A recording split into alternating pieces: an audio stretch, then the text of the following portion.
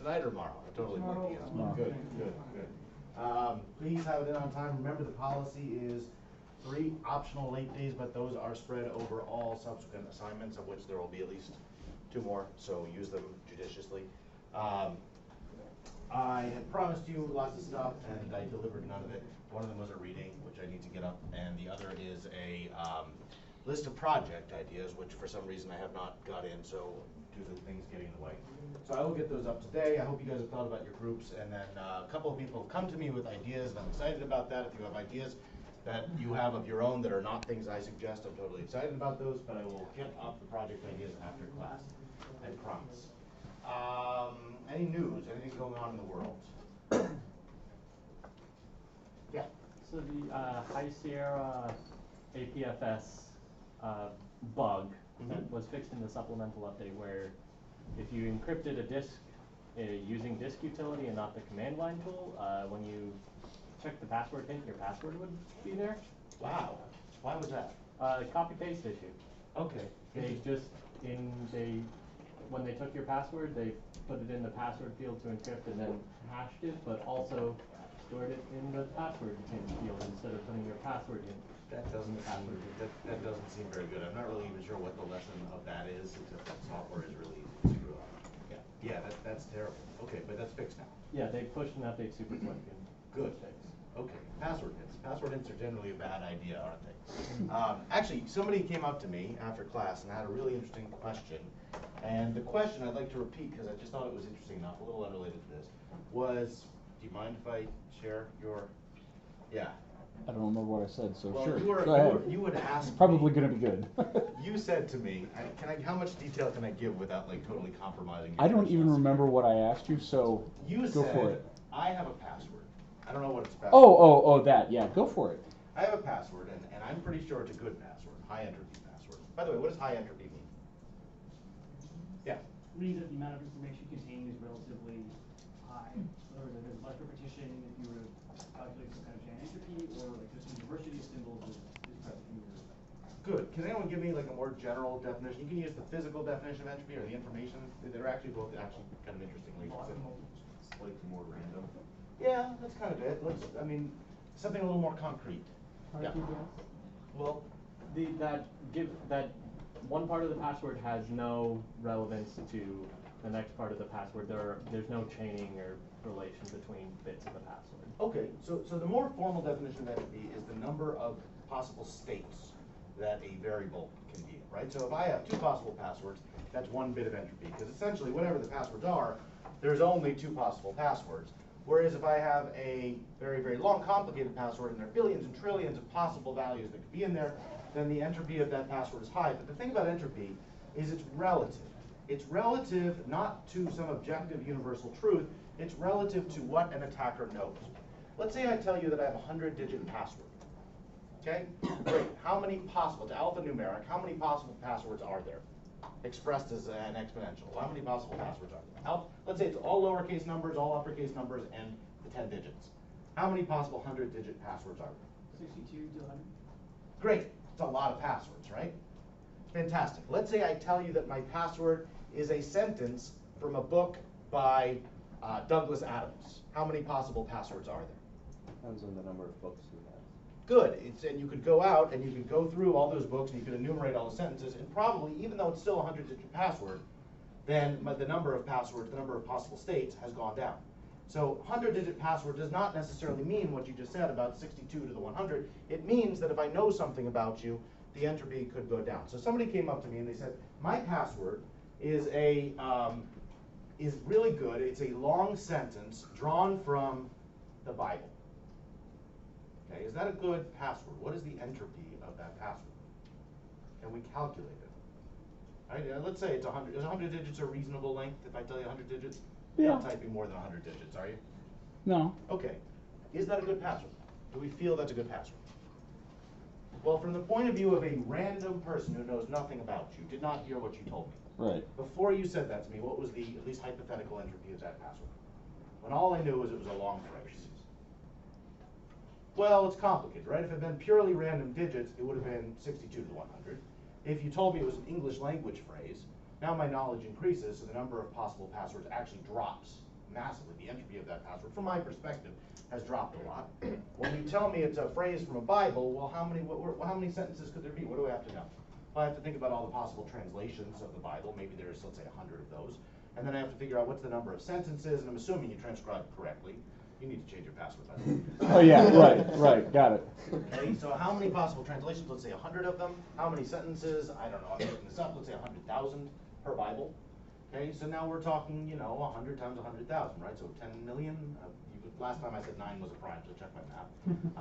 Okay, so this is, a lot, but 100 million, let's express this as a power of 2. What is that as a power of 2? Because we like to think about things in terms of powers of 2. What is 100 million, roughly? Is it more or less than 2 to the 32? More. Less, good. How much less? So the general estimate is 2 to the 20, about a million. Okay, so it's gonna, let's just say we add another 7 bits, right? That's 128 million. So we're in the ballpark here, okay? So typically we'd say something like the entropy of your password is 2 to the 27. What that means is this is equivalent, for some very broad definition of equivalent, to a 27-bit random cryptographic key. Is a 27-bit cryptographic key something we consider to be secure against brute force attack? No, because typically a modern computer, assuming that the cost of testing each key is pretty small, can run through that very quickly. Now maybe you've made the cost of testing each key relatively hard, you've used a memory hard or a computationally hard hash function, or maybe there's some extra cost in looking through all those Bibles. But the point is that this is not by itself considered very high entropy by cryptographic standards. What is? Where do we get into high entropy by cryptographic standards? And by the way, not that, the only person who knows this value or can reduce it to this level is the person in this entire class. Well, right. But you gave a better suggestion, I think, that does increase the entropy, which Good. is What was that suggestion? rather than using a phrase that again, so many Bibles, so many verses, so many permutations of those verses. Now select 4 to 6 truly random words. It now boils down to only 6 or 8 words that I've got to remember. Good. But it now dramatically increases the entropy of the passphrase. So how many people have seen the correct horse battery staple cartoon from XKCD? Okay, a lot of you guys. Let's think about the entropy of this. Any of you have a laptop open right now? It's a Unix Mac laptop. It has access to user-dict words. Can you tell me, can you do a WC-L on that line count on user-dict words, wherever it is on that machine?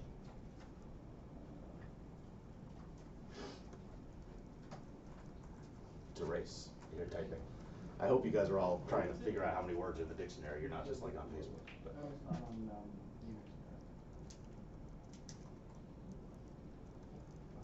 While you're doing that, let's take a random guess. I'm going to predict that it's about 127,000 words, as my guess. Okay, and just to fill the time, what is that in terms of powers of 2? Because I like powers of 2. 235. Oh man, I was off by a power factor of 2. Okay, so 230-something thousand, 236,000. What is that in terms of powers of 2? Someone do a log base 2 of 236,000 on a calculator. 18. Okay, 2 to the 18, great. So each word, if we select a word at random from user-dict words, assuming these are all unique words, which they are. That's actually incorrect. Is that incorrect? Oh, okay, what is it? I'm not sure yet. Okay, it looks right to me. I'm feeling good about 2 to the 18. 3 is 262,000, so that's certainly close. Okay, yeah, we have to go a little above, so that's fine.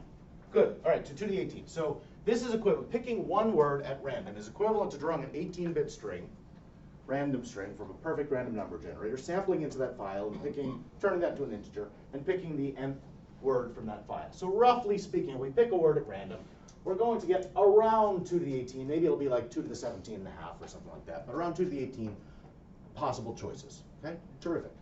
Now let's say we pick 3 of these, 3 words at random. Where are we at in terms of entropy of that combined 3-word key?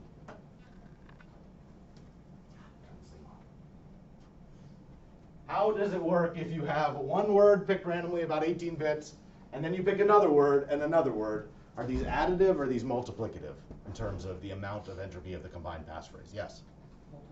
Good. So the first word would be 2 to the 18. The second word would have 2 to the 18 possibilities. And the third would be 2 to the 18. They could all be the same word, but we're picking them randomly. We're not doing anything, weirdly combinatoric or whatever. So great. What is the total entropy of that thing? It's random, doesn't it? It's supposed to be 17 and then 16.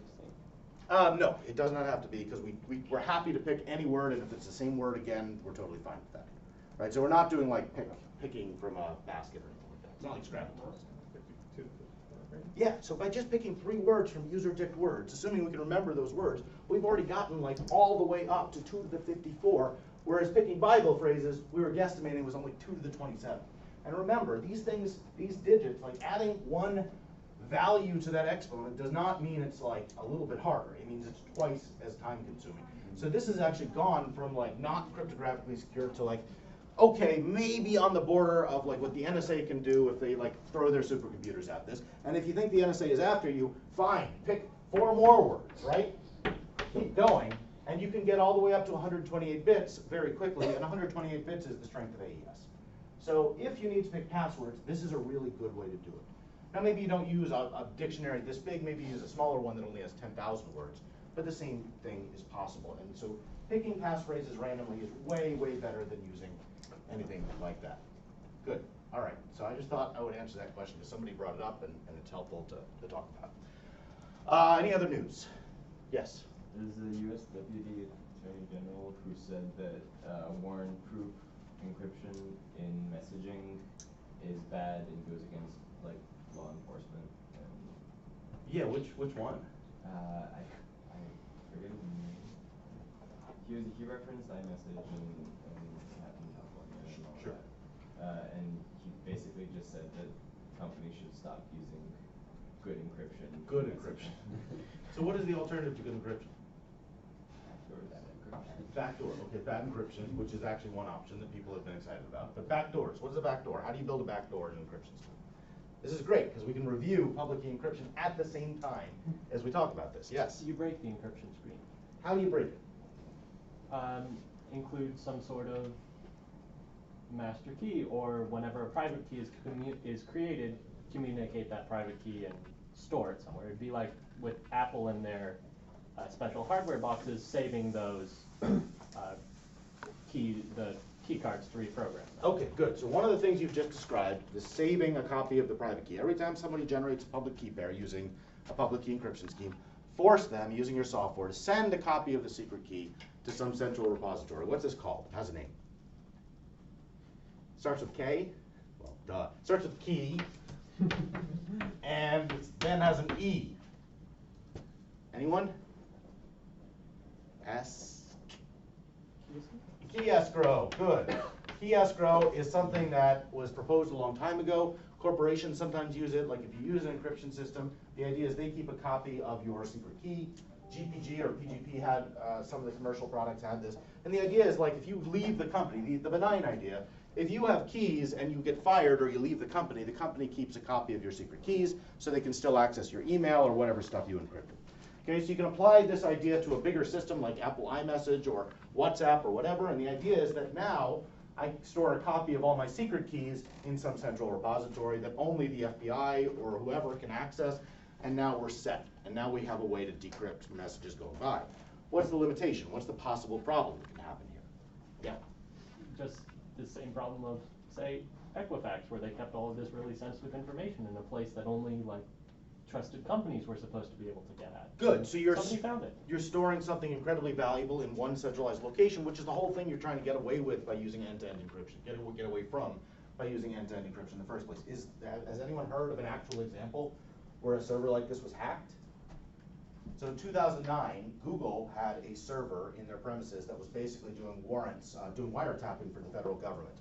And it was compromised. It was compromised by nation-state actors who then used that information to figure out everybody who was basically being wiretapped by the US federal government. And so that was a huge compromise for them. So sometimes these servers, these kind of centralized law enforcement helping servers can actually be compromised, and this is not totally theoretical. It can be a real problem. What else would you do? If you wanted to build something, you didn't want to just store the keys centrally. What else would you do to make encryption weak or have a backdoor?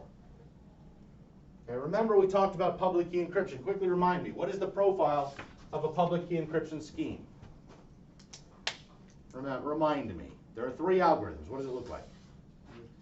Key generation. Key generation, fantastic, generates a key pair. And there was what's the second algorithm? Exchange. Not key exchange. I'm talking about public key encryption. Signing. Encryption. Somebody said signing. Don't say signing. Encrypt, right? We want to encrypt. That's the second thing. The encrypt algorithm, and that currently takes in a public key and a message and spits out a ciphertext. And of course, there's a decrypt algorithm we don't really care about. How would you modify this encrypt algorithm so that the FBI could always decrypt C, even if they don't have the secret key that you generated by encryption? How would you do it? Do you add another public key? Good. You could hard code into this encrypt algorithm. We'll call it PK FBI. We don't even have to feed it as an input to the algorithm because it's hard coded in there. And basically what's going to happen is every time you encrypt this thing, you'll encrypt M using the actual public key you were given. And then you will attach to that, concatenate to that, what we'll call C FBI, which is basically the same thing, the same message, encrypted with the FBI's public key. Sorry, I'm running out of room here. And now your ciphertext really has 2 pieces. The normal person doesn't care about the second piece. They never look at it. They just care about the first piece. But now if the FBI ever wants to decrypt a message, they use their own secret key to decrypt the second half. And this is kind of the basic proposal that people are talking about when they talk about weakening encryption. All right, so what are the attacks you could think about on this scheme? Forgetting, of course, you could always compromise the FBI secret key. I know that that's possible. That's bad. What else? Yeah. Just to defeat the purpose of it, if I knew that was how you're arranging it internally, Good. couldn't I What would you just do? truncate the file Exactly. and say, screw the man, and there you go. Good. You could smash, or you could just put out junk here. You could tamper Sure. with the encryption algorithm so that it looked like there was a ciphertext here. Most of the time, you're not being wiretapped, so nobody would know. And so you could tamper with the encryption algorithm, so this just became literally garbage. It looked like you were participating in the scheme, but when the FBI came to wiretap you, they would open that up and find nothing. Okay, so this is one possible thing. We're going to talk about this in a How bit. can you know the length? I mean, let's say the encryption algorithm is a known encryption algorithm. We know how long it is. Let's say we know the FBI's key is 1,024 bits, so we'd always know that's 1,024 bits. Yeah. So because it's the same key every time, and you have access to the encrypt function because you could just use your own private key and the FBI's key would generate this giant long thing, you could just attack it by generating tons and tons and tons of known plain text up to the, if it, like 2 to the 128 bits of plain text, and then you can recover. Sure, you're right. You could, if this was like if you could do 2 to the 128 plain text. I mean, we're assuming these are randomized encryption schemes, right? So we're assuming that you know, each time you encrypt the same message, it's going to look differently. So that's going to slow down, stop these known plain text attacks. So it would be very, very inefficient for you to do this.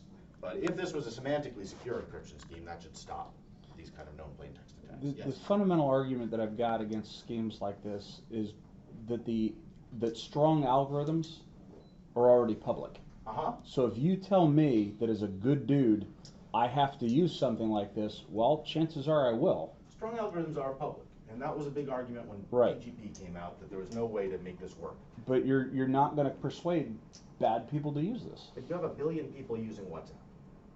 And so most of those people aren't really bad people, they're just stupid people. Like, I mean, not that they're all stupid people. I mean, most of the criminals, the law enforcement view is, most criminals are not geniuses who will download their own encryption, right? They're using WhatsApp not because it's like super encryption, they're using WhatsApp because they're lazy. And it just happens to be that the law enforcement can't decrypt WhatsApp messages because it does have very strong encryption. So the argument they're making is, yeah, you're right, if we build this kind of technology into WhatsApp, some genius organized criminals or terrorists will find ways to bypass it by using their own software. But like the dumb criminals, which is a lot of criminals, quite frankly, will be caught because this stuff will catch them. They'll just be lazy. So that's their argument. I don't know if their argument is true. I agree with you that there will always be some way to deploy your own encryption. Encryption's really easy. You guys have already written one encryption scheme that is, military strength, and you're going to be doing public key encryption very soon, and you're going to be building this all from first principles. And you've been in this class for a whopping, 5 weeks. So encryption is not very hard to build, but the idea is that if you can attack a few services that are very widely used, you won't get everyone, but you'll get a lot of people. So that's the thinking behind these kinds of proposals. Just go after WhatsApp, you get most people for free. Okay, I want you to keep this attack in mind. This idea that somebody could tamper with the output of this kind of encryption, this kind of scheme, because it's going to be relevant as we talk about what we're going to talk about today, which is hardware. And I am waiting for this projector to warm up. Fantastic. Okay, so we're going to take a little bit of a break from what we talked about in the last few days. I do want you to, remember everything we talked about. So far we've, I think, talked about symmetric algorithms. We've talked about public key algorithms, digital signatures. I promised you I'd come back to RSA signature, and I will do that, but I want to move on a little bit. We've talked about public key encryption, key agreement, and we've also talked about several modes of operation. So this is kind of a toolbox of cryptographic algorithms that you can work with. And I want to move on to actually talking about some things we can do with cryptographic algorithms. So in the past, we've had this notion of a communication channel. Right? So we've always had this idea that Alice is on one side and Bob is on the other, and the adversary is here in the middle of the communication channel, either an active adversary or a passive adversary trying to intercept communications passing between these two. Today we're going to change our focus a little, and we're going to ask the question, what if Bob is the adversary? What if Bob is the person that's actually trying to crack in to this thing on the left side, their computer, and make it do something that you don't want it to? For example, imagine Bob wants to circumvent the encryption in this kind of FBI-friendly encryption scheme so that it's not decryptable by the FBI. Could Bob do that? And in order to do that, we're going to have to introduce a new term that we may or may not have discussed before. This is the notion of TCB. What's a TCB? What does it stand for? Trusted computing base. Trusted computing base. Fantastic. So trusted computing base refers to a component of a system that we trust because it has been built in such a way that it's very hard. We assume that it's going to be hard for somebody to tamper with. Everything outside of this TCB is basically considered untrustworthy, including the user. But everything inside the TCB is something that we're willing to assume trust. Now, in reality, it's probably not going to be a computer that Bob is using. It's going to be some piece of hardware like this. This is a smart card. You've got one on your credit card. You've probably got one on your SIM chip inside of your phone. These are tamper-resistant devices, and this is the kind of setting where we are really worried about somebody like Bob messing with stuff. Okay? So today we're going to talk about physical security. And physical security refers to devices that live in a hostile environment. There are a handful of obvious examples. Probably the most famous are things like military crypto coprocessors. If you've ever been in the U.S. Army or Navy or Air Force, you've probably had to lug around actual crypto devices, and these things are crazy. They're armored. They have bits of thermite inside of them, so if somebody tampers with them, they're supposed to actually catch on fire. So people really care about physical security in the military. But if you are just in the financial services industry and you're worried about credit cards, you have the same problem. You want to make sure that people can't crack open the processor on a credit card, steal the secrets, and clone a credit card to thousands of people. We have this same problem inside of phones nowadays. Phones have hardware inside of them, and so on. Other places where this turns up, ATM machines. These things have to be very secure. The computing devices have to be secure to prevent somebody from claiming they deposited lots of money they didn't. We talked about credit card, smart chips. One example where these turn up a lot, unfortunately, is inside of DRM, digital rights management systems, that are trying to protect software and video from people who want to hurt them. And the last, most recent, exciting example is this trusted computing idea, where nowadays all of our computing processors are going to have a trusted computing base that we can trust to run all kinds of software. Okay, let's talk about threat models. All right, when we talk about any security system, the thing we worry about, yes, sorry. So when a console is cracked, does it mean that does it mean that we're just removing that component that checks that the software that we put in is legit? Or Were you like a video game console? You mean? Yeah, video game console. There are a bunch of different examples. Sometimes people find software flaws in consoles that allow them to, without tampering with any of the hardware, allow them to run unauthorized software, and then they use that remote code execution to do stuff that the system wasn't designed to do. My son is very into Nintendo DS, 3DS hacking, which means he downloads stuff from some website and he hacks his 3DS. And so yes, this is something that people care about a lot. In fact, we'll come back to the video games because I love video games. Okay, we talk about any kind of system, we're worried about threat models. We have to know who our adversaries are and what they're capable of. And it turns out that when we talk about hardware, there are a handful of attackers with different levels of sophistication. Okay, these come in different, different people have tried to categorize these. These are described in the physical security section of the Ross Anderson book. It's actually a set of classes that were invented by these folks, Abraham, Dolan, Double, and Stevens. And so they categorized attackers into the following classes. Okay, class 1 is clever outsiders. These are basically people who have moderate knowledge of the system, and they're usually going to attack by a known weakness. So think about script kiddies or people who download software from the internet to crack into video game systems. Like this is my son, for example. Okay, class 2. All right, these are knowledgeable insiders. These are people who have specialized tech education. They have experience, they have access to the system, meaning they can actually buy these things and mess with them, and they can get the tools to exploit them. And then finally, a third class is what we call funded organizations. Typically, these are state-sponsored organizations, consist of teams of attackers backed by a lot of funding. Okay, can somebody give me an example of a funded organization that is not like a military or intelligence agency? Where do these things crop up in commercial world?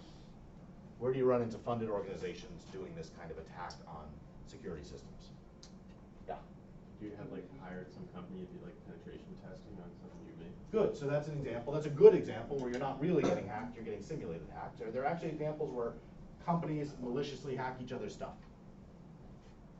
So believe it or not, in the satellite TV world, there have been huge lawsuits where like company A hires a team of people to hack company B's stuff, and then suddenly, mysteriously, all the information on how to hack company B's stuff shows up on the internet, and company B has to spend like $100 million like redoing all their stuff. So there have been lots of these things that happen in the real world. So companies sometimes do hack each other's security systems. It's questionably legal, but it really does happen. These also, another different source of hardware threat modeling or leveling comes from a set of standards called FIPS, which stands for the Federal Information Processing Standards.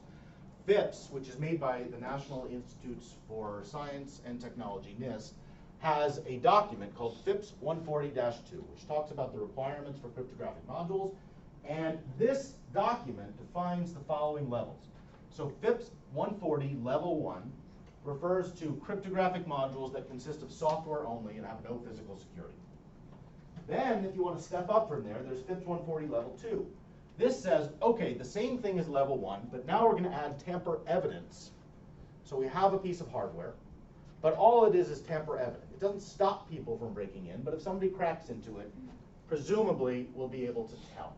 Okay, so maybe like your inexpensive ATM machine might be a FIPS 140 level 2. FIPS 140 level 3 kind of steps up the game. It adds this notion of tamper resistance. What's tamper resistance? You tamper with it, it like self-destructs? That's one possibility, right. There's nothing that's tamper-proof, but we can make something that is either very, very expensive or difficult to break into, or hopefully resists tampering in the sense that whatever secrets it contains will be destroyed in the process of you breaking into it. Right? So somebody can always crack something open, but maybe we can make it difficult or too expensive for them to do. Finally, there's FIPS 140 level 4, which says not only do we have all the things from the previous levels, but on top of that, we're going to have strong physical security around the device. This means actual like armored exterior casings, people with guns, like all of the possible things you can have. So we have a whole different set of threats and types of things that we can build into devices. So let's look at some examples. If you go back to when I was younger, which was a long time ago, you look at the way classical ATM machines used to be built. In fact, ATM machines today. Has anyone seen this video of somebody taking a forklift and picking up an entire ATM machine from a drive-through bank? There was one on YouTube recently. Okay, so classical ATM machines really relied on strong physical security around the ATM machine, not only to protect the money, but also to protect the computer that was inside of the ATM machine. And there was a lot of stuff protecting it. So there was armor all around the device. There was temperature sensors to see if somebody was trying to freeze it with liquid nitrogen, tilt sensors to see if somebody was moving it, and if this happened, it would destroy all the secrets. So the idea is that if you wanted to get into one of these machines, the attacker has to drill through the shell. They have to defeat all of these anti-tamper sensors and avoid setting off alarms. And that's, if they succeed in that, well, maybe they'll get your money, but there's only a few $1,000 in an ATM machine anyway. But you can make sure that they don't get any cryptographic secrets and then fake being an ATM on the system. So that's great. Nowadays, ATMs, at least a large part, don't look like that anymore. They don't have armor on them. They have very limited physical security. The owner-operator, you've seen these things. I think I took this picture in Samos, which is a Greek restaurant downtown. The owner-operator is clearly, they might even be trying to scam you. We're not talking about huge amounts of money, but we still worry that somebody might forge one of these things and do bad stuff to us. And the worst thing about these is oftentimes the interface, the actual computing interface that's on the screen, is not written in some secure operating system or language. It's written in Windows. In fact, most ATMs it is today. So we have all of these different vectors that somebody might attack a system. So how do we deal with this? Here's another example of a system. So let's say we have some back-end server. Typically, if it's located inside of a data center, we don't have to worry about hardening the system very much because it's located in a secure server room in some kind of like locked data center somewhere. Have you ever tried to get into a data center? I recommend you try it. Do not try it. These things are very well secured. If you try to go to Facebook's data centers and actually mess with your computers, you're going to find that there are lots of people with guns and lots of locked doors there. For good reasons, because these things are vulnerable. These things have to be located in secure areas. Performance is critical. You are very, very worried at the same time that insiders might attack your system. You might have some system administrator who has access to the computer who could do bad stuff to it, or even the janitor or something like that. There are huge potential losses if we're talking about financial systems if these back-end servers get compromised. And oftentimes they run like Linux or Windows or some kind of legacy operating system. And that last example of a system where we really need security is client-side smart card. Okay, so this is the worst possible case, right? You are the adversary. You own a credit card, and you've stolen somebody else's credit card, and you want to clone this credit card, or maybe it's a SIM card. Why do we care about cloning SIM cards, by the way? What would be the attack on cloning a SIM card? Why would this be something we want to protect? A lot of people use their phone number as in two-factor Okay. authentication. But historically, why, even before we had two-factor authentication, SIM cards were invented before that. Why SIM cards? Why tamper-resistant little chips for this information? SIM stands for Subscriber Identity Module. It has all the cryptographic keys that your phone uses to authenticate to the network. Identity theft. What's that? Identity theft. Identity theft, but even more. If you're the phone company and you're afraid that somebody is out there who's going to be able to clone your subscriber information, what are you afraid of? Right? You're afraid that what somebody's going to do, maybe they're organized crime, and this happened a lot with earlier cell phone generations, is they're going to take a few accounts, they're going to copy that account information onto 100,000 phones, and they're going to sell them out the back of cars in, let's say, different parts of Mexico. This is a big thing that happened. And so you'd have one subscriber whose bill suddenly got, $350,000 of charges on it because there are thousands of phones that people were using. And of course, the phone companies would look for that, and they would very quickly shut those accounts down, but not before, tons and tons of charges got put onto this account. And so the phone companies got wise to this, and they realized that this kind of subscriber identification cloning was a big problem. And they realized we have to stop that, and they introduced SIM chips. SIM chips are a tamper-resistant module that has your identification information and a cryptographic key, and they're stored in such a way that it's very hard to get that information out. And so if somebody tries to make a single account work across 10,000 phones, they would need to copy the SIM card, and that is made difficult by the design of the system. So there are really good reasons why you want to use tamper-resistant hardware there.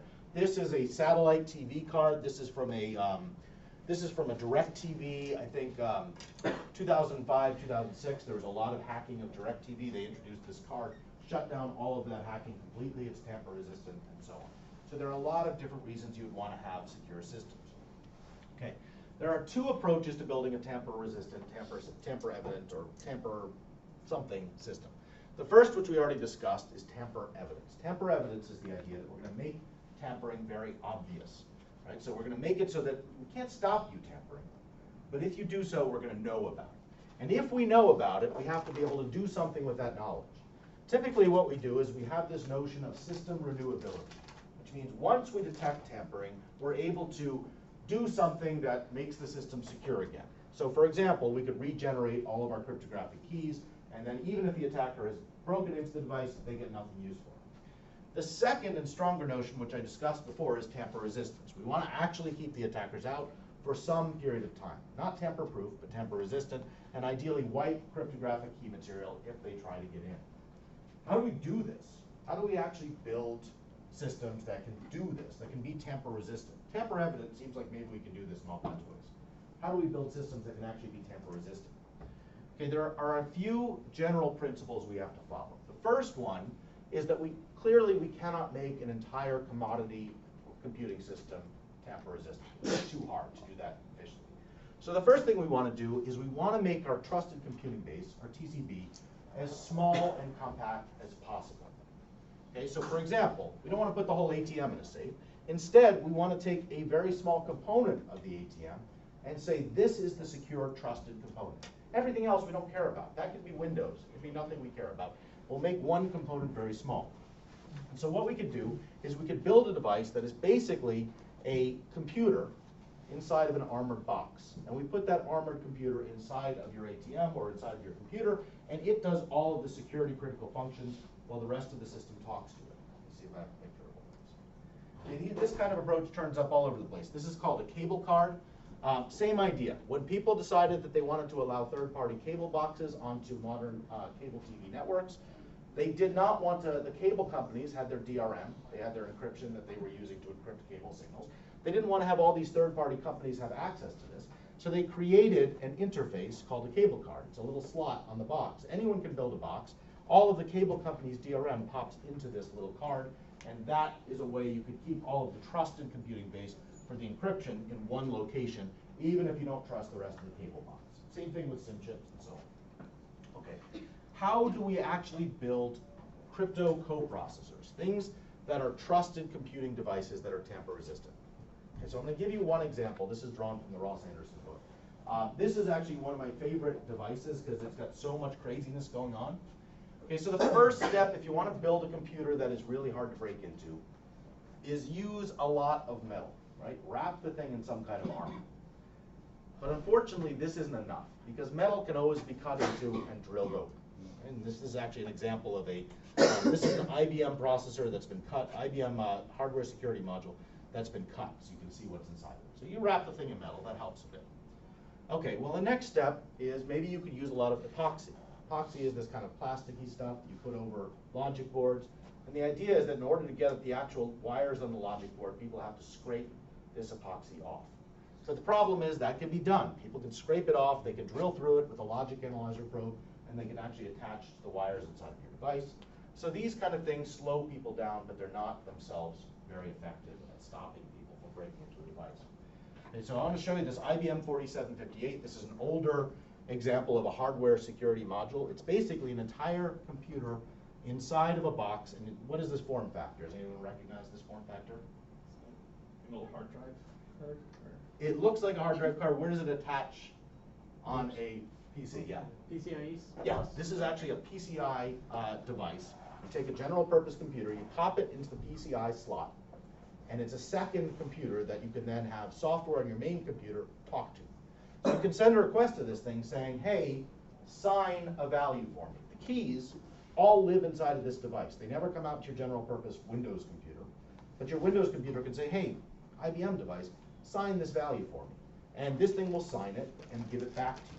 Or you can say, decrypt this value for me, and this thing will decrypt the value and give it back to you. The advantage of this is that if your general purpose computer gets hacked, then all of your cryptographic keys remain safely stored on this device, which we hope is a lot more secure than your Windows box. And so hacked here could mean somebody actually hacks into your computer with a remote software exploit. Or it could mean somebody cracks into your computer and actually physically starts tampering with stuff on your computer to get past. You know, they hold down the shift key when they boot, or they go in with a drill and they start looking at the hard drive. So the assumption is that this device is where we store all the keys, and we make this device very secure. But how do we build this device to be very secure? Okay. So first of all, this thing has a CPU inside of it. It's a pretty powerful CPU. It's got RAM. It's got some hardware cryptographic circuitry. This is called a hardware security module.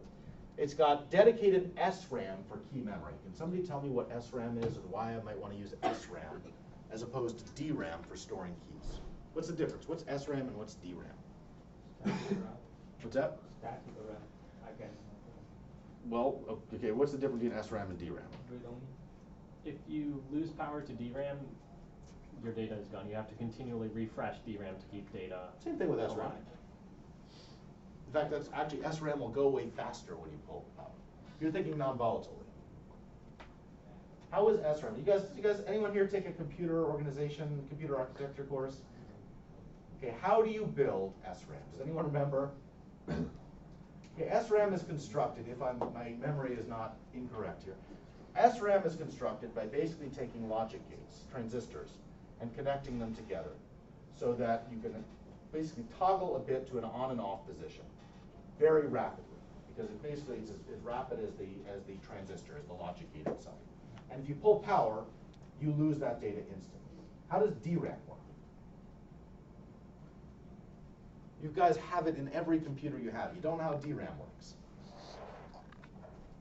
No? How does modern computer RAM work? Anyone? It's capacitive. Good. Capacitance based. What does that mean? It means that instead of SRAM is like a flip flop where it's in one state or the other. Good. DRAM, it's what voltage is stored. Good. Modern computer RAM sucks for the purposes we care about. The purposes we care about are the ability to rapidly erase keys when you yank them out. That's something we really care about when we want the ability to destroy keys quickly. Modern RAM, if you look at it in a microscope, is basically a whole bunch of tiny little capacitors. These things are like little batteries. They charge, and what happens is maybe this one's a 1, and this one's a 1, and this one's a 0. This one's charged, this one's not, this one's charged. Okay? The problem with capacitors is you can't just leave them there because they'll gradually discharge over time. So what has to happen in order for DRAM to stay in its current state and not lose bits of memory? You have to keep pushing power to it. Good. So in fact, you not just have to keep power, you have to actually move over each of these capacitors, and you have to recharge them selectively. There's a process that happens inside of your RAM where maybe, I'm guessing, 30 times a second or 60 times a second, something scans through all the bits in your RAM, and anytime it sees a bit that's turned on, it gives it selectively a jolt of power to recharge it. And if it sees one that's off, it doesn't do anything. And so this process keeps your memory from fading away as long as there's power. But obviously you don't want these things to fade instantaneously because that refresh process only occurs so often. So you want these things to hold on to data for a little while between refreshes. How long does your computer hold on to memory after you pull all the power from it? I don't know an exact time, but I have heard of people being able to freeze it with like liquid nitrogen, pull the chip, Good. insert the chip into another machine, and then access the contents of the memory. So the answer to this question is it depends on the environment your computer's in. At room temperature, DRAM can hold on to memory for maybe a few seconds, and then these things go flat and your memory drops to 0. But if you chill the computer, if you pour liquid nitrogen into it, you can actually keep these DRAM chips charged for as long as a few minutes. This is actually has a name. Anyone know what it's called? It's called a cold boot attack, where basically you spray a ton of stuff into this computer. You make it basically hold on to DRAM for longer. SRAM, on the other hand, which is based on flip-flops, doesn't have this problem. If you pull power from it, it will lose its memory fairly quickly, although still if you freeze it, maybe you can slow it down a little, but nowhere near as bad as DRAM. Okay, so when we say dedicated to SRAM for key memory, the reason we're saying that is we want memory that when we want to pull the power, it will go away quickly, and when we want to update it, maybe to contain different keys or overwrite it, we can do that very quickly. Okay? Second thing, next thing, third thing, this device has to have its own power source. It has batteries inside of it. Why? Why do we want batteries inside of it? Because if it loses power, you're going to lose your contents. Good. So we have to keep this SRAM powered all the time. So we have to have our own power. We also have our own power so we can actually keep tamper sensors running all the time to see if somebody's trying to break into it. But if you have battery, then when you pull off the wire, how are you going to lose the key? Well, so we don't want to lose the key. So the general idea is when I have one of these things, I want my key to be in it and stay in it. And just because I take this out of the computer carefully, should not wipe the keys. I should be allowed to take it out of the computer or unplug the computer and have my keys stay there. Remember, this key could be like the master decryption key that runs Visa. You don't want to lose it. It's a very bad thing if you lose this key. Okay, so you want to keep this key here, but if somebody breaks into the device, if you detect somebody drilling into the device, that's when you want to wipe the key. And so batteries are there for a purpose, but also the ability to yank power and wipe this thing very quickly is a separate feature that we want there. So we use SRAM because if we turn off the power deliberately, the keys can be wiped. We have batteries so that when we don't want to wipe the data will stay there. Yeah, but if you turn it off, then the battery is going to be still there, which means that the key will not be. Well, the battery will be there, but we can have logic in here that will cut the power from the battery to the SRAM. Oh. All right. All of this is wrapped in aluminum EM shielding. We have tamper sensing mesh all around this. We'll show you what that looks like. And then potting material, which is basically epoxy. Okay, I want to show you a picture of what this tamper sensing mesh is, because this is one of the coolest features of all of these tamper resistant devices. Okay, so we have basically a mesh all around this device, which consists of thousands and thousands of wires that have a current running through them. Okay, and the idea of this mesh is that if anyone starts to drill into the device, they're going to either short circuit or break the connection in one of these wires. And when that happens, we now have the ability to wipe the keys in the SRAM very quickly.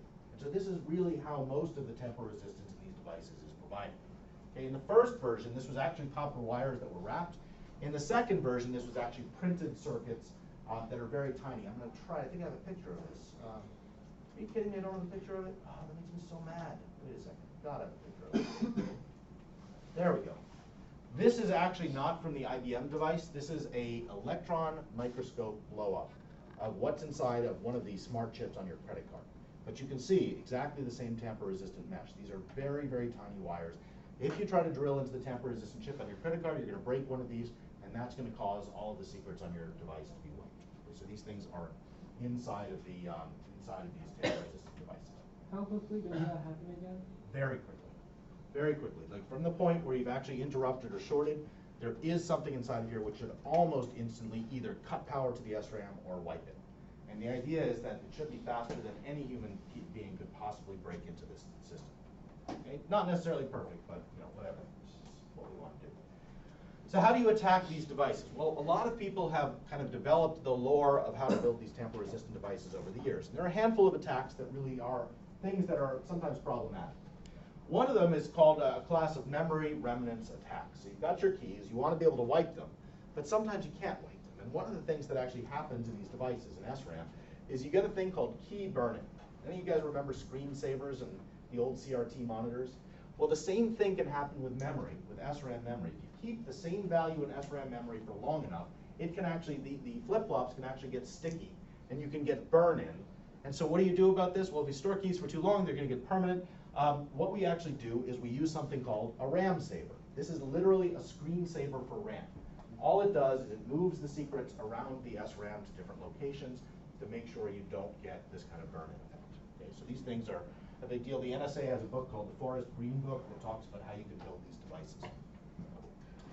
Okay, another class of attacks, memory remnants attack, is, we already talked about this, the cold boot attack. So the attacker might try to freeze the device, pour liquid nitrogen into it, drop the whole thing into liquid nitrogen or whatever. So if we did that, we could maybe disable enough, we could keep the keys from disappearing for long enough for us to crack in and look at it. Another possible attack is that we can use bursts of X-rays. And this has the effect, if we zap the device with a very, very high power burst of X-rays, we can cause those flip-flops to lock in place and thus keep the keys in memory even after power is removed. So what do we need to do? Well, if we're going to build a device like this, we have to have countermeasures. And the countermeasures include literally a temperature sensor and a radiation sensor that can detect X-rays and gamma rays and things like that, and will rapidly wipe the keys, hopefully quickly enough that the attack won't actually work. So this is kind of an evolutionary process where people found these attacks and then designed against them.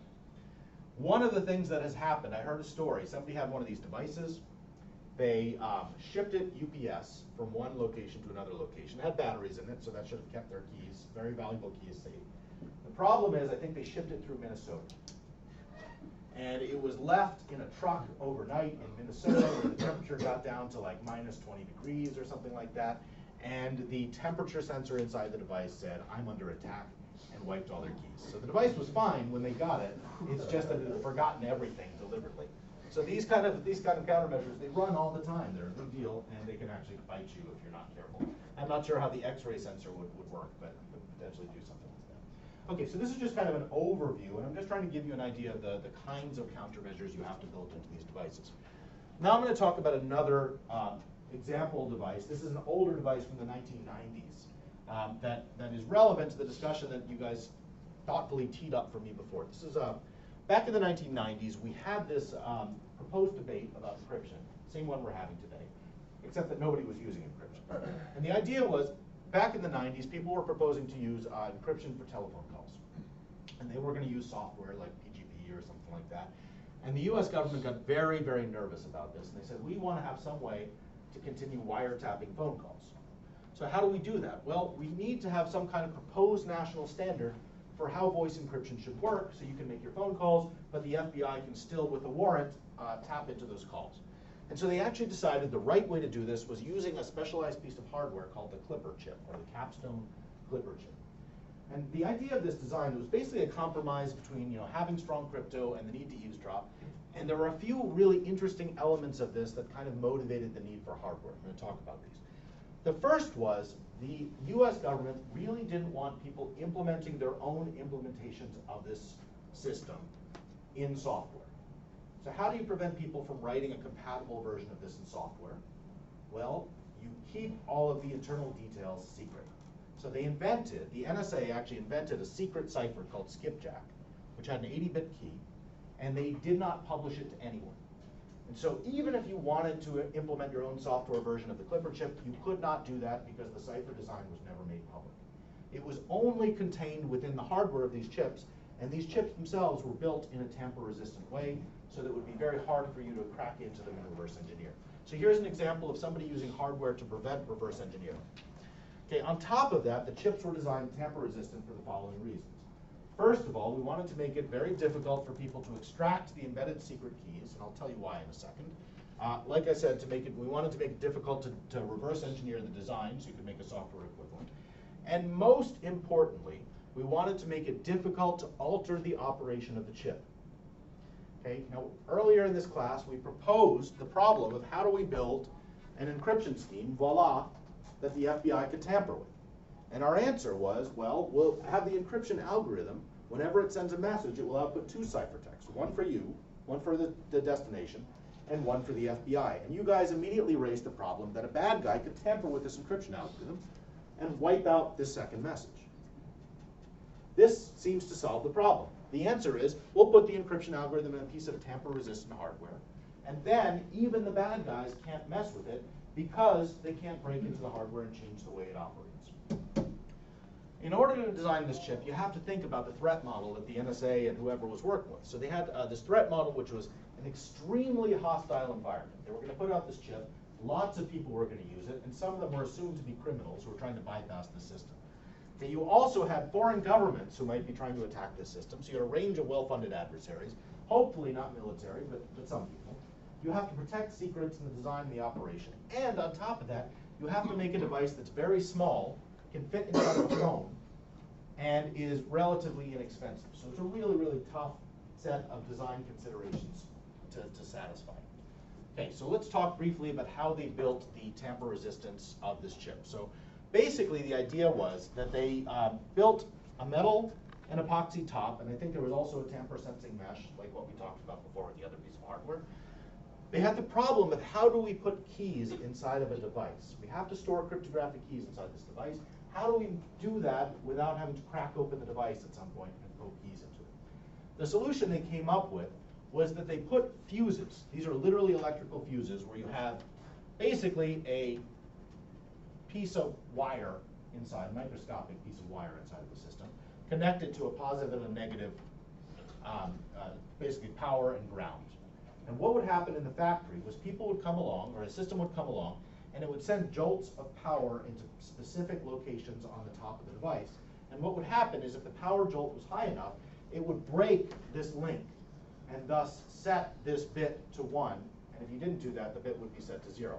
But this was a one-way process. This was basically, you could read this memory, you could write it once, but you would never be able to modify that or pull that information out except with the processors. So this is how they were able to set keys inside of devices. A number of modern processors, even Intel processors, use the same idea in the factory. Okay, so how do we break into a Clipper chip? Well, we could remove the upper metal layer, which is very difficult, but we could try it. We could use an electron microscope to try to read the actual fuses inside and try to get keys out. Or we could try to monitor the circuit while it's in use. We could try to monitor different buses by putting probes into different areas.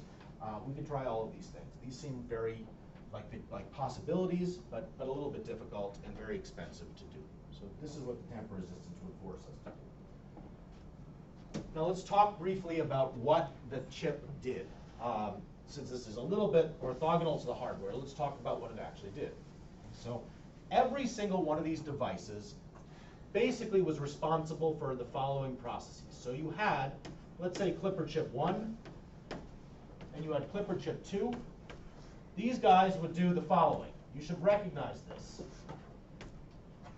Okay, they would agree on a Diffie-Hellman key, and then every time this device sent some phone data or a message or whatever it was, a packet, it would send, it would drive a key here, K. It would send the encryption under K of some plain text over to this guy, and vice versa. But it would also add a second field. And this field is called the leaf field. And the leaf looks exactly like this thing I described to you before. Oops. Would encrypt under a specialized key. I'm going to call it KFBI. It would encrypt K, which is the key that we agreed on with Diffie-Hellman. So roughly speaking, what we're doing now is every time we send a message, we're sending the full encryption of the key that we used to encrypt that message, encrypted under a specialized key known to the FBI. Now, one of the things you'll notice is this is not public key encryption. This is symmetric encryption. So basically, the key that is inside of the chip that is used to encrypt to the FBI can also be used to decrypt phone calls. So this is right away kind of a sketchy design, because if somebody broke into one of these devices, they could extract that key and they could decrypt everybody else's phone calls. So another justification for using tamper resistance. Okay, what's the problem with this protocol? So we now have each ciphertext is, C1 is this encryption, and C2 is this extra thing, this leaf field, law enforcement access field. What could an attacker do to mess with this? If they couldn't break into the chip, what could you do to cause problems? I'm going to go back one slide. All right, so you are sending, this chip is tamper resistant. We're assuming everything it's doing is honest. So you are the bad guy. You're Tony Soprano. And you own C1. You can't tamper with C1. This is the Clipper chip. But you can tamper with the bits coming in and out of it. You know that there's a leaf field, and the leaf field allows the FBI to decrypt your phone calls. And you don't want them to decrypt your phone calls. Yeah, why not just mangle the leaf? Just trash it. Just turn it to junk, and you're doing this outside of the Clipper chip, so you don't have to break into the Clipper chip. Just mangle the leaf. And now it looks, maybe just replace it with random bits. It looks to anybody who's not trying to decrypt like you're doing a perfectly normal phone call. You can talk to people. The other phone doesn't have any idea that anything's going on. You're great. But the FBI tries to decrypt. They try to decrypt this leaf field. They find nothing. They can't decrypt. How do you fix this? If you're the Clipper chip people, how do you prevent Tony Soprano from mangling your leaf? Yeah. Computer magic. Alright, computer mac on the leaf, Good. and don't let the call go through unless it passes. Okay, I like this. We're going to compute a MAC on this leaf, the C2 value, but under what key?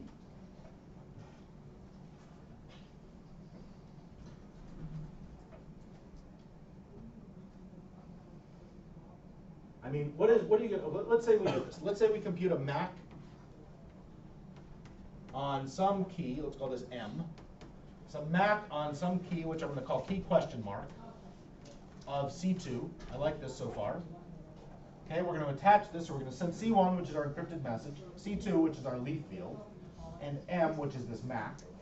On some key, I don't know what this key is. Let's not worry about what this key is. What are you going to do with this MAC when it gets over to the person you're talking to, who also has a Clipper chip?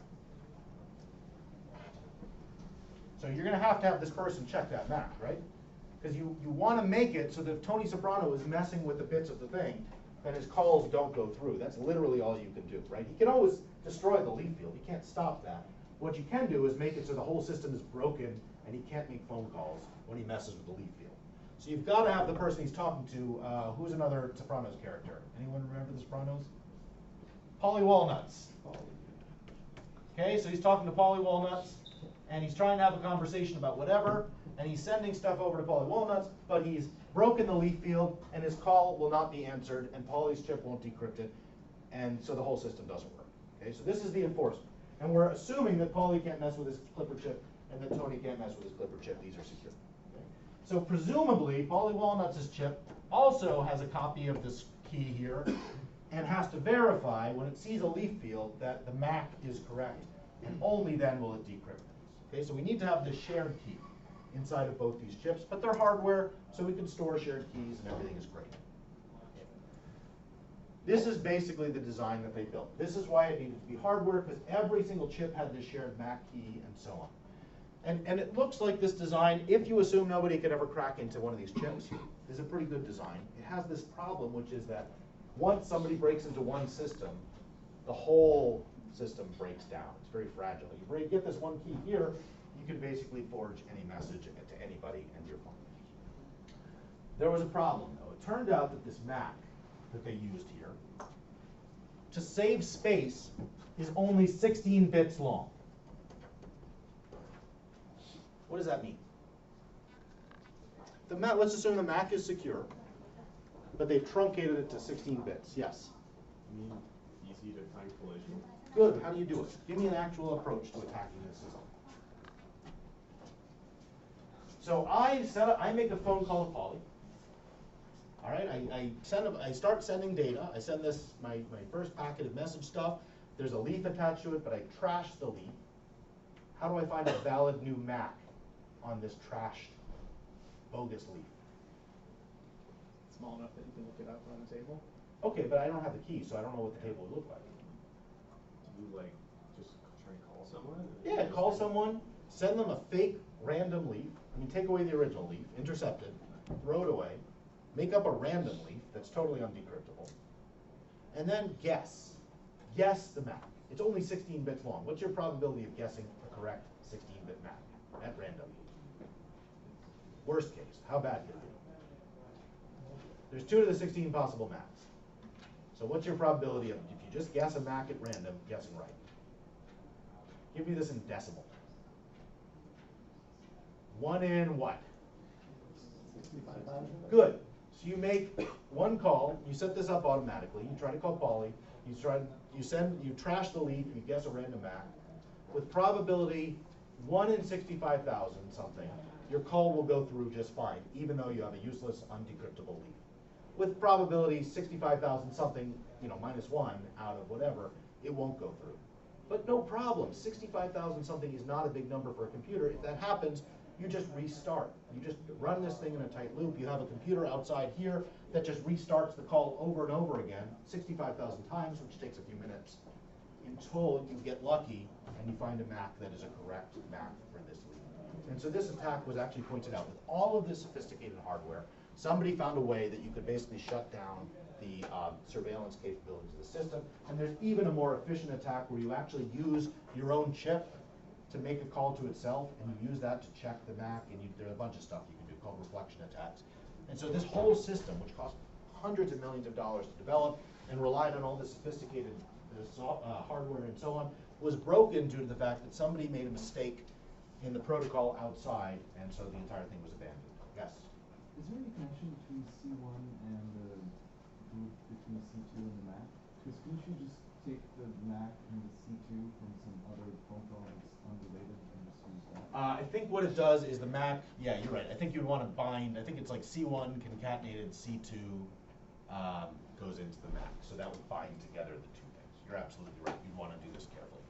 Yep. Okay. Because otherwise you could just send somebody else's leaf and it wouldn't be useful. Correct. So there's a little bit of binding.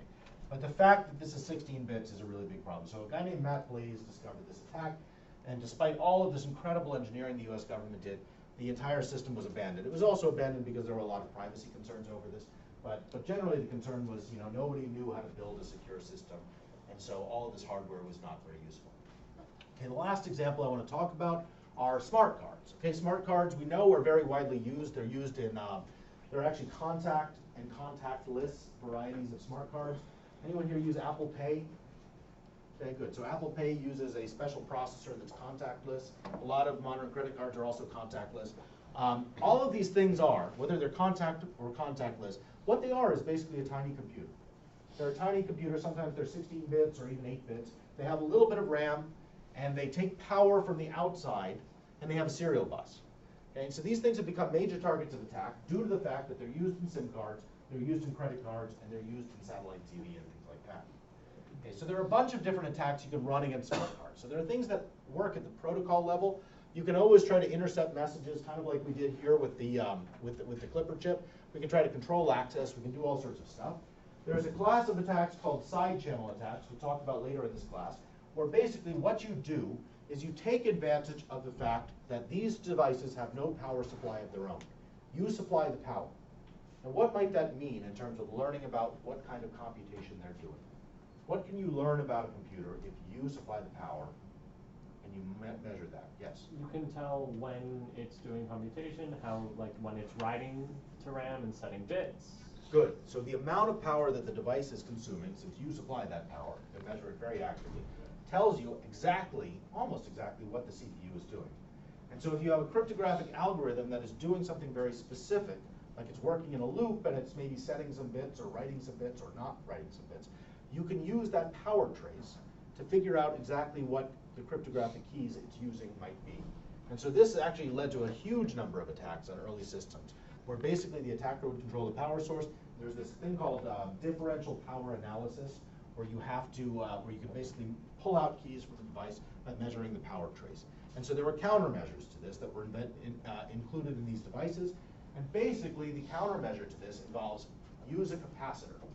Put a capacitor in these devices so that it filters the power trace. So even though the devices are using power in a very specific way, the user supplying power only sees a relatively smooth power consumption curve. And this stops most of the attacks. These were patented by a guy named Paul Kosher, founded a company called Cryptography Research, and made like billions of dollars doing this. Every single smart card you have has these countermeasures in it. Okay? There's another class of attacks that are active attacks. They're attacks also based on the fact that you supply power, but one of them, the coolest one I like, is that every time these devices write to their internal non-volatile flash memory, which they have, that requires a certain amount of power. So reading requires less power than writing. So what if you supply just enough power that the devices can operate and they can read memory, but they don't have enough voltage to actually complete writes correctly? So what that means is there were some older devices, ATM machines, that actually stored the balance of your account on your ATM card using a smart chip. So you would go to Bank of America, you'd have an initial balance of $10,000, you'd take out $1,000, and what would happen is these devices would say, you know, read $10,000, approve you to get $1,000, write $9,000 is your new balance into their NVRAM. But if you could put some kind of shim on the top of these cards that would limit the amount of voltage that could reach them, now the write would not go through. And the balance would not be updated from 10,000 down to 9,000, and you've basically just gotten $1,000 for free. These devices, these ATM machines were very quickly pulled off the market, but people found all sorts of cool attacks like this. Another thing is called glitching or fault injection. These are processors. If you give them a sharp jolt of power at exactly the right time, sometimes you can make them skip instructions in a program. And so you have an instruction that basically checks a password or checks something, but you give a hard enough jolt of power, you can skip right over a password check, or you can skip right over some important check, and then whatever logic is on these chips doesn't execute, and so bad stuff can happen. Most of the countermeasures for this also involve smoothing the power supply, shutting down if you see a big jolt of power. These kind of things are big, big classes of attacks. Of course, you can try to take these devices apart, use an electron microscope to pull the keys out of them, but you get basically the same kind of countermeasures that you see in the IBM 4758, but miniaturized. So we have protective mesh, we have potting. I showed you this picture. These are tiny, tiny little wires from the protective mesh, very, very small. That cross in the middle, this is actually a focused ion beam. This cross, I don't remember how big it is, but these things, and this is a very, very tiny slice of the chip. These are hyper miniaturized, so good luck getting around. Okay, in the last couple minutes I want to talk briefly about tamper evidence. Okay, so tamper evidence is not a very surprising thing. You guys have all been to a concert where you're given a wristband that's tamper evident. You take it off, it's very obvious that you've taken it off, you can't fix it up. But the idea of tamper evident and seals is that you want to make sure you can detect and renew security after an attack occurs. And you can do this in hardware using like simple devices like this or pieces of plastic. But you can also do it in software sometimes. We'll talk about this a little next time. How do you implement tamper-resistant software or tamper-evident software so you can see when somebody has done something bad? Okay, the last thing I'll spend a couple of minutes talking about is there has been a big effort over the last 20 years, not very successful, to take all of these ideas that I talked about, the things that are built into that IBM 4758, and put them in every PC, in every phone. Anyone know the names of the systems that do this? There are basically three that I can think of off the top of my head. So the older system is called TPM. Does anyone know what a TPM is? Trusted Platform Module is a chip. It's a separate chip that has been shipping on most PC motherboards for the last 15 years. Trusted Platform Module is a little cryptographic coprocessor. It's tamper resistant, and it really just does a couple things. If you have it activated, it checks the integrity of software when you boot up a computer. It makes sure you're really running Windows. It keeps somebody from tampering with the Windows image on your hard drive. That's all it mostly does. It can also hold on to cryptographic keys, and it can verify that a given program you're running will only get cryptographic keys if it's the right program. And the way it does this, and I'll show you really quickly, we talked about hash functions. Okay, so what these TPM chips have the ability to do, let's say you have a process, right? So you have a program, and it has some code running in it, and it has a data section, maybe this is the heap or whatever. When you start up the program, this TPM chip actually has access to your RAM, and what it can do is it can compute a hash over all of this stuff. So it computes a hash over all this stuff, and then it uses that hash to derive keys. Call them K1, whatever, Kn. And these keys can be used by your application. Your application can say, hey, I've got some data, decrypt it for me with one of those keys. And the idea here is that if somebody tampers with your application, either on disk or in memory, they will change this code to be something different. And as a result, when you hash that code, you'll get a totally different and unrelated set of keys. So what you're doing is your TPM can give you access to keys that will only be available if your program has a certain piece of code, it has a certain structure. If anybody tampers with that program, the data that's encrypted by the TPM will no longer be accessible to you. And so there's a whole bunch of stuff this TPM can do that's very useful. Unfortunately, TPMs have been kind of a disaster. Slot machines use them, but most computers don't. So the next big thing in the last 10 seconds I have is that people are trying to deploy devices like Intel SGX that provide a similar functionality but built into all of our Intel processors. We'll talk more about it next time.